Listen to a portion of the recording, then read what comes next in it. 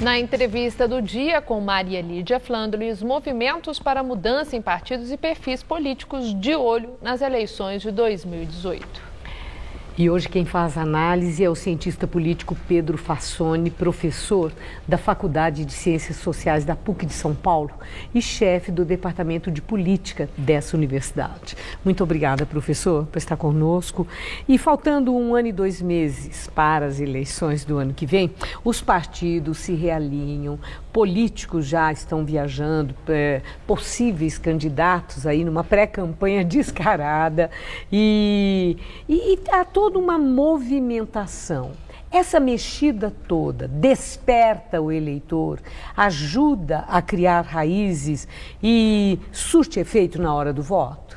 Ainda é cedo para mobilizar os eleitores, mas isso é importante para que os comitês das campanhas eleitorais tenham um termômetro da situação até aquele momento, né? Até outubro do ano que vem, portanto, né? Os institutos de pesquisa colocam os seus funcionários nas ruas, né, para fazer sondagens sobre intenções de voto dos candidatos, ou seja, isso serve como um balão de ensaio. Então, alguns candidatos colocam seus nomes, enfim, dependendo da repercussão, né, pode se firmar como um candidato ou ser alijado e perder a possibilidade de disputar pelo partido por algum correligionário.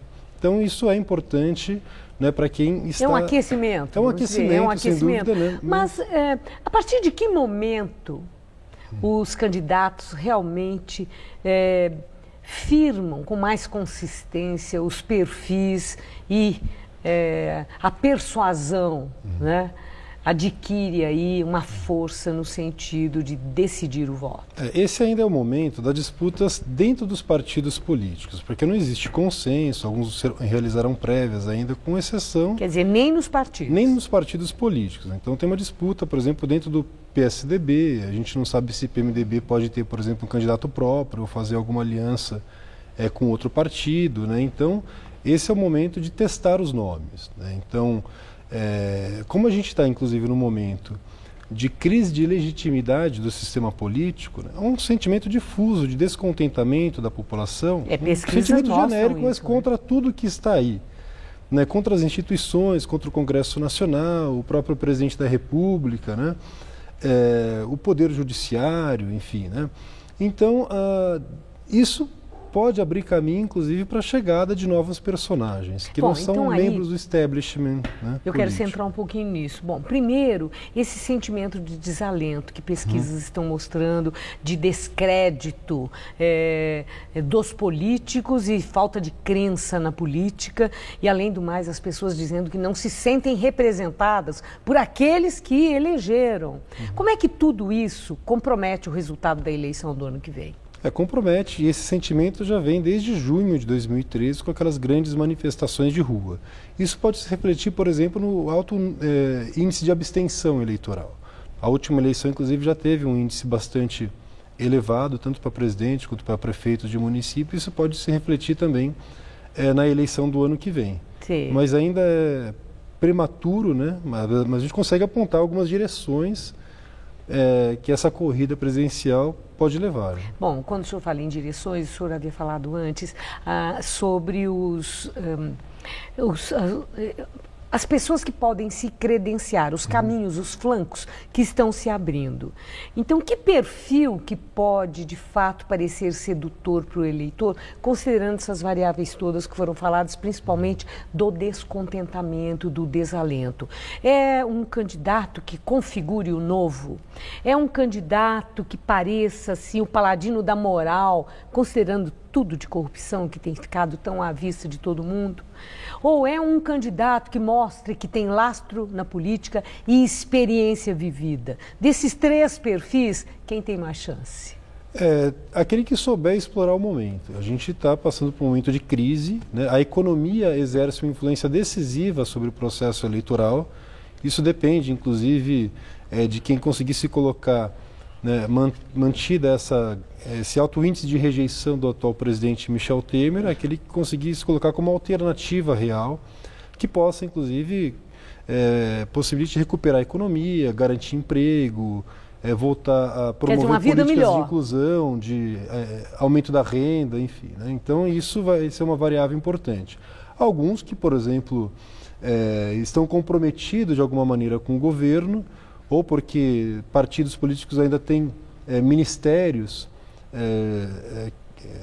no governo Temer, né, ou então que vem apoiando algumas medidas. Vai ter muita influência, por exemplo, isso vai ser muito explorado na próxima propaganda eleitoral, por exemplo, quem votou pela admissibilidade do processo da investigação criminal contra o Michel Temer, quem vota a favor ou contra a reforma trabalhista, a reforma da Previdência. Mas então, eleitor presta atenção nisso, porque sempre, como em votações, em plenário, votações abertas, adversários, né, exploram isso naquele momento. Mas na época de eleição mesmo, a gente não vê naquele horário eleitoral, lembra do fulano, olha aqui que ele votou, olha o que ele fez. Parece que aí há um descolamento daquilo que é o passado e o olhar se pousa mais sobre as perspectivas futuras. A explicação não é unicausal, existem diversas variáveis e essa é uma variável importante, tanto é que adversários políticos podem utilizar isso para tentar desqualificar o seu oponente, né? Mas, como eu falei, são diversas as variáveis. E os partidos, professor? Os partidos também estão querendo passar aí por uma repaginação, querendo mudar a embalagem. Alguns aí já estão falando em mudar até a identidade, mudar de nome. E isso funciona? O PMDB quer tirar o P, né, do que seria de partido, e voltar ao MDB, que teve uma importância muito grande nos tais anos de chumbo. Aí o DEM está inspirado no partido da Angela Merkel, achando que pode assumir aquele perfil, considerando a prosperidade lá na Alemanha e o sucesso que ela teve. Sucesso político.